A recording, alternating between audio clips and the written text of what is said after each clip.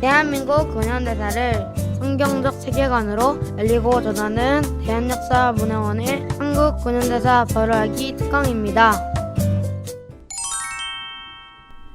자유를 위해 부름받은 사람 5번째 이야기. 자유를 지키기 위해 미국으로 간 이승만의 이야기입니다. 우생마사라는 사자성어를 들어보셨나요? 평상시 잔잔한 강이나 호수에 소와 말을 풀어놓으면 둘 다 헤엄쳐 살아나옵니다.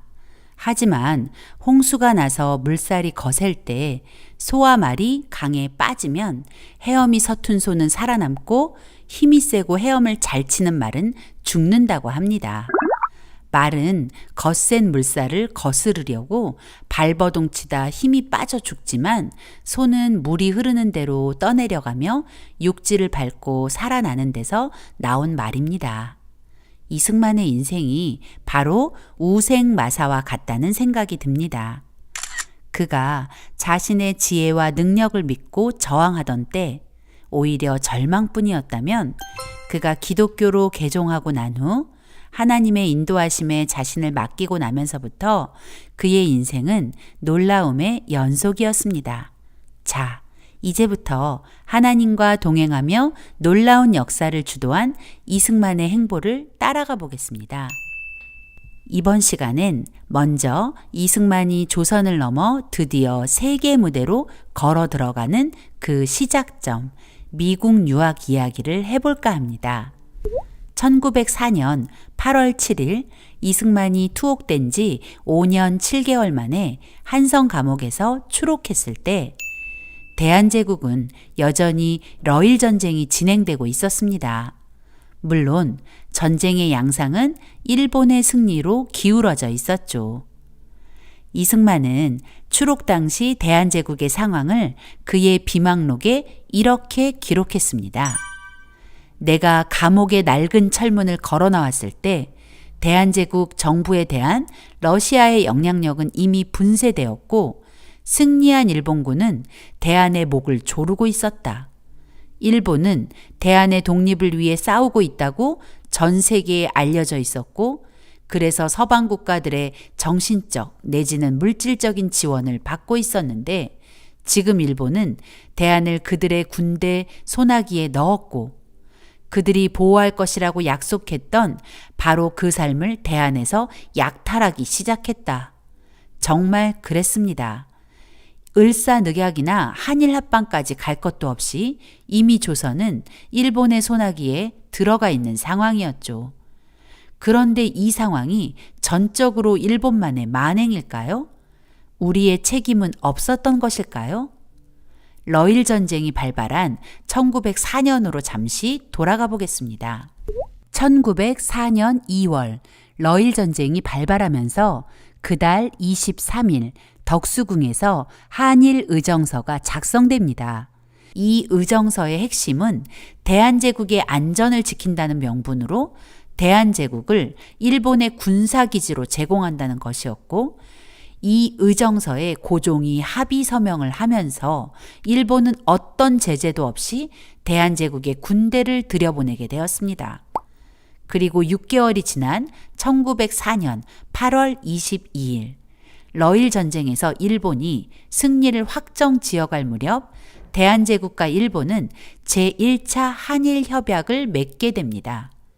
이 협약의 핵심은 일본인을 대한제국 정부 재정 외교 고문으로 안치겠다는 것이었습니다. 마치 도둑에게 안방을 내어준 격이었죠.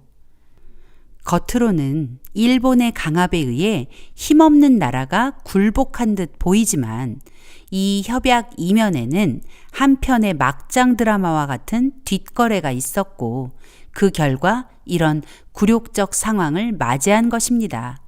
그 막장 드라마의 주인공이 바로 대한제국 황제 고종이었습니다.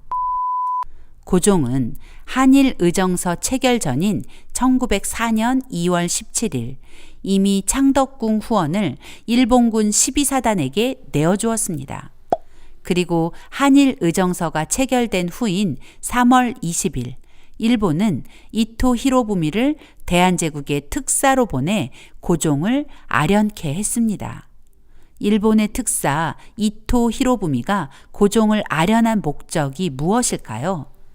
바로 고종에게 뇌물을 안겨주기 위한 것이었죠.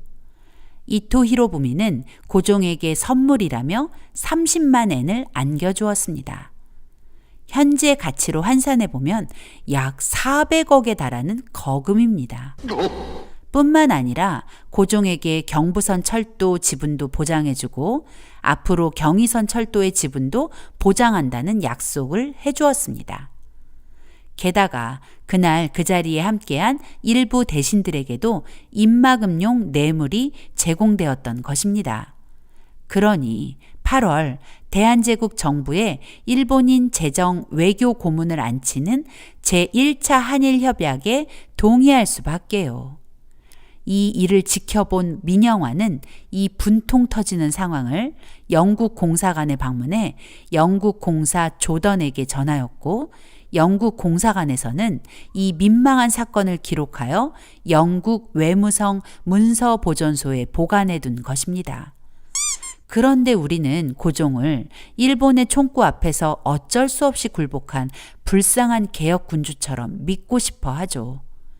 그러나 분명한 사실은 을사늑약 체결 전 이미 고종과 일부 조정 대신들이 일본에게 돈을 받고 대한제국을 넘겼다는 것입니다. 이런 위기의 상황에 대한제국 조정 대신 중 나라를 걱정하던 한규설과 민영화는 고종에게 조미수호 통상조약을 맺은 미국에 밀사를 보내 일본으로부터 벗어날 길을 모색하려 했습니다. 조미수호 통상조약은 1882년 조선이 서양 나라와 맺은 첫 번째 국제조약으로 미국과 맺은 것이었습니다. 전문 14조로 이루어진 이 조약의 제1조, 조선이 제3국으로부터 부당한 침략을 받을 경우 조약국인 미국은 즉각 이에 개입, 거중 조정을 행사함으로써 조선의 안보를 보장한다 라는 조항이 있었기 때문에 한규설과 민영화는 이 조항을 근거로 고종에게 미국의 밀사를 파견할 것을 추청한 것입니다. 두 사람이 추천한 밀사는 다름 아닌 이승만이었죠. 그러나 고종은 달가워하지 않았다고 합니다. 하지만 한규설과 민영환의 끈질긴 설득으로 이승만은 대한제국 조정의 밀사가 되어 미국으로 떠나게 되었습니다. 이 사진은 이승만이 미국으로 떠나기 전 가족과 함께 찍은 사진이죠. 이승만은 대한제국이 발행한 여권을 가지고 1904년 11월 4일 대한제국의 독립을 호소하기 위해 대한제국 조정의 밀사로서 대한제국을 떠나 태평양을 건너 미국 워싱턴을 향해 길을 나섰습니다. 이승만은 1904년 말 드디어 미국 LA에 도착했습니다. 그곳에서 먼저 미국에 와 있던 신긍우, 신흥우 형제 그리고 배제학당 학우들과 재회할 수 있었습니다. 미국에 도착한 것은 1904년 말이었지만 이승만은 곧바로 루즈벨트 대통령을 만날 수는 없었습니다. 이듬해인 1905년 8월 4일이 되어서야 그 만남이 이루어졌죠. 이승만이 미 합중국 대통령 루즈벨트를 만나 대한제국의 위태함을 알리고 대한의 독립을 보존할 수 있도록 도움을 청하러 가는 길에는 그 당시 하와이에 살던 윤병구 목사가 동행했습니다. 이승만과 윤 목사가 루즈벨트를 만나러 가는 그날 뉴욕 타임즈에는 대한제국 조정의 밀사 이승만과 윤병구 목사가 시오도 루즈벨트 대통령을 만나 독립청원서를 제출하게 될 것이다 라는 기사가 실렸습니다. 이것이 바로 그날 이승만과 윤병구 목사가 루즈벨트 대통령에게 전달하려던 청원서입니다. 1908년 기자 맥켄지가 자신의 책 대한제국의 비극 부록으로 대한제국 독립 청원서를 수록했기 때문에 우리가 그 내용을 알게 된 것입니다. 두 사람은 뉴욕 동부 롱아일랜드 오이스터 베이 사가모어 힐에 있는 대통령의 별장에서 루즈벨트를 만나게 됩니다. 루즈벨트는 아주 예의 바르고 정중하게 두 사람을 맞아주었습니다. 이승만은 조미수호 통상조약을 근거로 위태함에 처한 불쌍한 나라를 건져달라는 독립청원서를 루즈벨트 대통령에게 내놓았습니다. 그러나 루즈벨트는 정중하게 지금 당장 그 청원서를 받아주지 못할 이유를 설명했습니다. 이런 공적인 문서는 사적으로 주고받는 것이 아니라는 것이었죠. 이 청원서를 대한제국 공사관을 통해 다시 자신에게 전달하라고 한 것입니다. 사실 이 말은 아주 정중히 거절을 통보한 것이었습니다. 하지만 루즈벨트의 속내를 알 길 없는 두 사람은 대한제국 공사관으로 향했습니다. 이승만과 윤병구 목사가 루즈벨트 별장에서 나왔을 때 수많은 기자들은 이 만남의 결과를 궁금해했습니다. 이승만은 기자들에게 대한제국 공사관을 통해 이 청원서가 대통령께 공식적으로 전달돼야 하기 때문에 우리는 지금 대한제국 공사관으로 간다고 말했고, 기자들은 오히려 자신들의 일인 양 두 사람을 재촉했습니다. 다음 날 새벽 두 사람은 워싱턴에 있는 대한제국 공사관에 도착했습니다. 당시 대한제국 공사관에는 공사가 공석이었고 공사서리가 그 업무를 대신했는데 공사서리는 김윤정이었습니다. 이승만은 김윤정을 통해 미 합중국 대통령에게 대한제국의 독립청원서를 공식적으로 전달해 줄 것을 요청하자 김윤정은 끝까지 거절했습니다. 김윤정은 이미 일본에 매수된 사람이었기 때문이었습니다. 사실 이런 결과가 나온 데는 이유가 있었습니다. 1905년 7월 29일 미국은 이미 일본과 비밀 조약을 맺은 상태였기 때문입니다. 그 조약이 바로 가스라 테프트 밀약입니다. 미국 육군 장관 테프트와 일본의 내각 총리 대신 가스라가 도쿄에서 맺은 이 비밀 협약은 두 나라가 서로의 식민지를 인정하고 간섭하지 않겠다는 것이었습니다. 그래서 루즈벨트가 대한제국의 청원서를 받아주지 않았던 것입니다. 이 일이 무산되자 이승만은 너무 큰 충격에 빠졌습니다. 이승만은 이 모든 과정을 자세히 민영환에게 편지로 알렸습니다. 편지 일부를 살펴볼까요? 다만 언제든지 기회 있는 대로 조미수호 통상조약을 인연하여 불쌍한 나라의 위태함을 건져주기 바랍니다. 하니 루즈벨트의 대답은 앞서 말한 것처럼 대한제국 공사관을 통해 공식적으로 청원서를 제출하라는 것이었습니다. 또 이승만과 윤 목사가 워싱턴에 도착했을 때 이승만을 놀라게 한 일도 적었습니다. 그 시로 뉴욕에 와서 기차를 타고 밤을 지나 아침에 워싱턴에 도착해 보니 각 신문에 모두 나고 벌써 우리가 워싱턴에 왔다고 났으니 이는 지금 우리나라 형편에 돈을 신문사에 준다 해도 이렇게 기사를 낼 수 없는 일이라.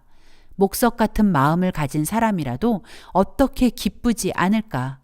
즉시 공사관에 가서 김윤정에게 청원서를 보이고 신문사에 돈을 줘도 기사 한 줄 나가기 어려운 상황에 이렇게 많은 신문이 대한의 일을 보도하는 기적 같은 일이 일어나 너무 놀라고 기뻐하는 이승만의 얼굴이 상상이 되시나요? 그런데 공사대리 김윤정은 결국 그 청원서를 받지 않았다는 거죠. 이승만은 그 분한 마음을 편지 말미에 이렇게 적었습니다. 실로 우리나라 원수는 일본 사람이나 러시아 사람이 아니오. 실로 돈에 팔려다니는 놈들이 우리의 제일 원수라 합니다. 이는 우리 말이 아니라 이 나라 사람들이 땅을 치며 하는 말입니다. 또한 다른 사람이 말하기를 너의 나라는 일본이 와서 마음대로 하여야 참 복이라고 합니다. 김가를 당장 파직시키거나 소환하시기를 바랍니다. 그것이 어려우면 내가 물고 뜯기라도 할 것입니다. 지금 우리의 현실은 어떻습니까? 우리 역시 나라는 어찌 되든 말든 자신의 이익만 생각하며 대한민국 국민으로서 책임을 다하지 않는다면 우리의 내일도 그때와 다를 바 없다는 것입니다. 결국 1905년 11월 18일 대한제국은 일본과 을사늑약을 맺고 외교권을 빼앗기며 사실상 일본의 속국이 되었습니다. 그 책임은 왕과 조정 대신 그리고 백성 모두의 것이었습니다. 이승만은 빼앗긴 나라를 되찾으려면 배워야 한다고 생각했습니다. 그래서 그는 밀사로서 사명을 마친 후 유학을 하기로 계획했습니다. 선교사들 역시 이승만에게 유학을 권했고 언더우드 선교사와 게일 선교사를 비롯한 여러 선교사가 이승만을 위해 진심 어린 추천서를 써주었습니다. 미국에서 추천서란 그 사람을 내가 보증한다는 의미가 있습니다. 그만큼 아무에게나 써주지도 않고 받기도 어려운 것입니다. 많은 선교사가 이승만을 위해 추천서를 써주었다는 것은 이승만의 됨됨이가 훌륭했고 성실하고 유능했다는 것을 의미하죠. 게일 선교사는 워싱턴 및 미국 각지에 있는 기독교 형제들에게 그리고 워싱턴 개학교회의 루이스 햄린 목사님에게 보내는 2통의 추천서를 써주었는데 게일 선교사는 이 추천서를 통해 이승만이 어떤 사람인지 정확히 설명하고 있습니다. 추천서의 내용을 요약하면 이승만의 그리스도인으로서의 신실함, 한성 감옥에서의 개종과 한성 감옥의 기적, 그의 세례 문제, 그리고 앞으로 이승만의 학업에 도움을 달라는 내용이었습니다.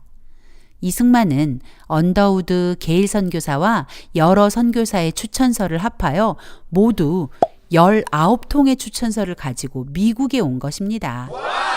게일 선교사의 요청으로 이승만은 1905년 4월 23일 워싱턴 개학교회의 햄린 목사에게 세례를 받고 그 교회의 성도로 미국 생활을 시작합니다.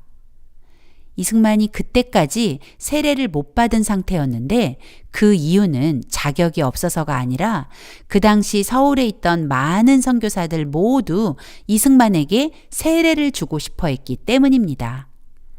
이승만이 서울에 있을 때 게일 선교사님에게 세례를 받고 싶다고 요청했지만 게일 선교사는 동료 선교사들의 마음을 생각하여 미국의 햄린 목사에게 세례를 부탁한 것이죠. 또 게일 선교사의 부탁대로 햄린 목사는 자신이 담임하는 워싱턴 개학교회의 성도인 조지 워싱턴 대학 총장에게 이승만을 추천했고 이승만은 조지 워싱턴 대학에 입학하게 되었습니다. 배제학당에서 공부한 학력이 인정되어 조지 워싱턴 대학 2학년 2학기로 편입하여 2년 동안 영어, 미국사, 유럽사, 프랑스어, 철학, 천문학, 경제학 등을 수강하며 1907년 6월 5일 학사학위를 받았습니다. 이어서 하버드에서 석사과정을 시작했는데요. 그는 1년 만에 석사과정을 마쳤다고 합니다. 정말 빠른 속도였죠? 1907년부터 1908년까지 1년 동안 미국사, 유럽사, 경제학, 국제법과 중재 등의 과목을 수강했고 19세기 이탈리아 건국과정 연구라는 제목의 논문으로 석사학위를 받게 되었죠. 논문 제목만 봐도 이승만이 얼마나 역사와 국제 정세에 관심을 가지고 있었는지 알게 됩니다. 사실 이승만의 하버드 시절은 너무나 큰 고통의 시간이었습니다. 1908년 3월 23일 미국 샌프란시스코의 친일 인사인 대한제국 정부 외교 고문을 맡고 있던 미국인 스티븐스가 저격당해 살해된 사건이 벌어졌습니다. 그를 저격한 사람은 전명훈과 장인환이었습니다. 당시 미국과 일본은 친밀한 동맹 관계를 맺고 있었고 대부분의 미국인들이 일본의 실체를 알지 못했던 터라 이 사건 이후 한인에 대한 미국인들의 태도는 얼음장같이 변했습니다. 이승만에게도 그 여파가 미쳐 석사 과정을 밟는 동안 큰 어려움을 겪어야 했습니다. 그럼에도 이승만은 나라를 되찾아야 한다는 사명감으로 그 시간을 견뎌낸 것이죠. 그리고 이승만은 1908년 프린스턴 대학에서 박사과정에 들어갔습니다. 프린스턴에서 이승만은 정치학과 국제법을 집중적으로 공부했습니다. 국제법과 외교, 미국 헌법사, 미국사, 철학사뿐 아니라 심지어 신학교 기숙사 칼빈 클럽에 기숙하며 신학 강좌를 계절학기로 수강하여 신학 학사 학위까지 취득했다고 합니다. 학부부터 박사 과정까지 그의 수강 과목들을 보면 역사가 한 번도 빠지지 않습니다. 아마도 그는 과거를 지배하는 자가 미래를 지배하며 현재를 지배하는 자가 과거를 지배한다는 사실을 이미 알고 있었던 것 같습니다. 1910년 이승만은 미국의 영향을 받은 중립주의라는 박사 논문으로 박사학위를 취득하였습니다. 명문대학을 그것도 3곳을 다니면서 5년 만에 박사학위를 취득했다니 정말로 놀랍죠. 더구나 그의 박사 논문은 우수 논문으로 후일 프린스턴 대학 출판부에서 단행본으로 출간할 만큼 수준 높은 논문이었다는 것에 주목할 필요가 있습니다. 몇 년 후 이승만 박사가 일본의 탄압으로 미국 망명 생활을 시작하면서 단행본으로 나온 그 논문을 받아볼 수 있었습니다. 엄친아, 엄마 친구 아들이라는 말을 많이 하는데 이승만 박사가 바로 원조 엄친아라고 할 수 있습니다. 그 당시에 미국인의 대학 진학률은 인구의 5%밖에 안 되었다고 하는데 이승만 박사는 대학원, 박사학위까지 받았으니 미국 사람들도 부러워할 만한 학력이었습니다. 더구나 당시 미국의 역대 대통령 중에서 이승만 박사보다 뛰어난 학력 소지자가 없었다고 하니 이승만 박사는 당대의 엄친아 중 최고였다고 할 수 있죠. 이승만을 연구한 고 유영익 교수의 글을 보면 이승만이 당대의 엄친아였음을 확인할 수 있습니다. 이 박사는 동시대의 다른 유학생들에 비해 더 유명한 대학을 다녔고 또 최초로 국제 정치학 분야에서 박사학위를 따냈기 때문에 군계 일학격이었다고 하겠다. 미국 대학에서 2년여 기간에 인문, 사회과학 분야에 박사학위를 취득한 사람은 한국인으로서 이승만이 최초일 뿐 아니라 미국인으로서도 극히 드물다. 19세기 후반과 20세기 초에 걸쳐 일본과 중국에서 우리보다 먼저 수많은 유학생을 구미에 파견했지만 그들 중에 이 박사의 학력에 필적할 인물은 그리 많이 배출되지 않았다. 네, 이승만은 정말 탁월한 사람이었습니다. 이승만이 공부를 한 목적은 자신의 성공을 위한 것이 아니었습니다. 그의 마음엔 늘 조선의 독립이 가장 간절했습니다. 때문에 이승만은 나라를 되찾기 위해서 공부함과 동시에 기회가 주어지는 대로 강연과 연설을 하며 조선을 알리는 일에 힘을 다했습니다. 이승만은 조지 워싱턴을 졸업할 무렵부터 5년 동안 약 200번이 넘는 강의와 강연을 했다고 하는데 많으면 한 달에 13번까지 강연을 했다고 합니다. 그는 기회가 있을 때마다 조선이 어떤 나라인지 일본의 처사가 정의롭지 못한 일이라는 것을 알리는 일을 멈추지 않았습니다. 그 예로 그의 인터뷰 기사들을 몇 가지 소개할까 합니다. 그가 미국에 간 지 얼마 되지 않은 1905년 6월 이승만의 인터뷰 기사가 워싱턴 타임즈에 실렸습니다. 이 광고는 어제 우리 타임즈의 칼럼란에 게재할 것을 요청받은 것으로 이 어린아이의 아버지인 이승만을 도와 그 소년이 거주할 곳을 찾아주려는 목적이다. 이 광고의 이면에는 어느 한국 출신자의 비상한 용기와 인내심, 박해와 투옥에도 굴하지 않은 결심의 스토리가 담겨 있다. 이승만의 표현대로 한국은 지금 절실하게 기독교를 필요로 하고 있다. 기억도 할 수 없이 오래전부터 그 나라를 지배해온 유교를 대체하기 위해서이다. 사실 이 기사의 목적은 상의도 없이 미국으로 보내진 아들을 자신이 공부할 동안 보호해 줄 것을 요청하는 인터뷰였습니다. 하지만 이승만은 그 기회를 잡아 조선의 상황을 이야기했고, 그를 인터뷰한 기자는 이승만의 말에 매료되어 이승만의 말들을 신문에 고스란히 옮겨주었습니다. 이승만은 러일 전쟁의 영향에 대해서 신문을 통해 일본은 약속을 지키지 않을 것이며 한국은 명목상의 독립만을 유지할 것이고 일본의 군사적 지배가 은자의 왕국 구석까지 퍼질 것이다 라고 담대하게 외친 것입니다. 1907년 6월 13일자 워싱턴 포스트는 이승만이 YMCA에서 강연한 내용을 조용한 아침의 나라 한국이라는 제목으로 소개했습니다. 이승만은 강연에서 한국의 풍물 사진까지 동원했다. 이승만이 보여준 100매가 넘는 사진 중에는 장옷을 입고 언제나 눈을 내리깔고 나들이 하는 중인 계급 부인들의 사진도 포함되어 청중의 호기심을 자극했다. 한국의 양반집 여인들에 관한 슬라이드를 보여주지 못하는 이유는 지체 높은 여인네들은 집 밖으로 나서지 않기 때문이라고 설명했다. 연설을 마치자 청중 수백 명이 이승만에게 박수갈채를 보냈다. 조선의 문화를 알리는 것이 무슨 나라를 구하는 일인가 싶으시죠? 당시 미국에는 조선과 일본이 한 나라라고 생각하는 이들이 많았습니다. 또는 일본이 조선을 지배하는 것이 조선의 좋은 일이라고 생각하기도 했죠. 일본의 언론 플레이는 정말 놀라웠으니까요.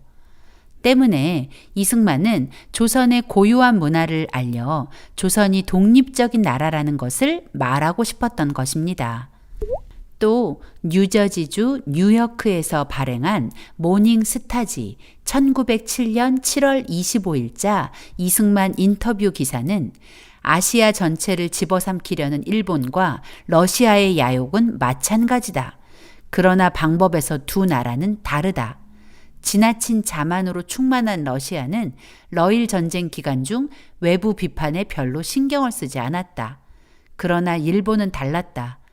선량해 보일 필요가 있다는 생각에 서양 문명이라는 양가죽으로 늑대의 본성을 위장하려고 애썼다. 결과적으로 러시아는 빈수레가 요란한 셈이었다. 그러나 일본의 총은 조용히 적의 심장을 겨눈다. 일본에 굴복한 한국인은 아무도 없다. 강대국들은 정의의 대의를 위해 한마디도 못하고 있다. 일본을 자극해 극동의 상업적 이해관계에 영향을 미칠 것이 보이지 않는가? 약소국들에 대한 불의로 얼룩진 평화를 영원히 지속할 수는 없다. 이승만이 하버드에서 석사과정을 공부할 당시인 1907년 평양에서는 장대현 교회를 시작으로 놀라운 대부흥이 번져가고 있었습니다. 이승만이 이런 기회를 놓칠 리 없었습니다. 1908년 피츠버그 1차 세계 선교 대회에서 이승만은 미국 사람들을 향해 이렇게 외쳤습니다. 나는 하나님께 감사합니다. 지금 조선은 기회를 가졌기 때문입니다. 이것은 하나님의 기회입니다. 미국의 형제 자매들이여, 이것은 여러분의 기회입니다. 이러한 사정에 있는 나라가 무엇을 필요로 할 것인가 생각해 보시고 무엇을 하실 수 있는지 보살펴 주십시오. 빨리 조선 땅에 들어가라. 그리고 조선을 깨워라. 그리고 조선을 도우라는 호소이자 조선을 살리려는 필사의 외침이었죠. 이승만은 조선의 독립에 대한 의지를 꺾지 않았습니다. 1908년 1월 1일 콜로라도 한인 애국 동지 대표자 대회 연설에서 그의 굽히지 않는 독립의지와 간절함을 느낄 수 있습니다. 미국인들은 조선이 일본에 질 것이라 말한다. 그러나 그것은 피상적인 관찰이다. 조선의 역사는 일본보다 뛰어나다. 조선은 반만 년 이상 보존되어 왔으며 결코 지구상에서 말살되지 않을 것이다.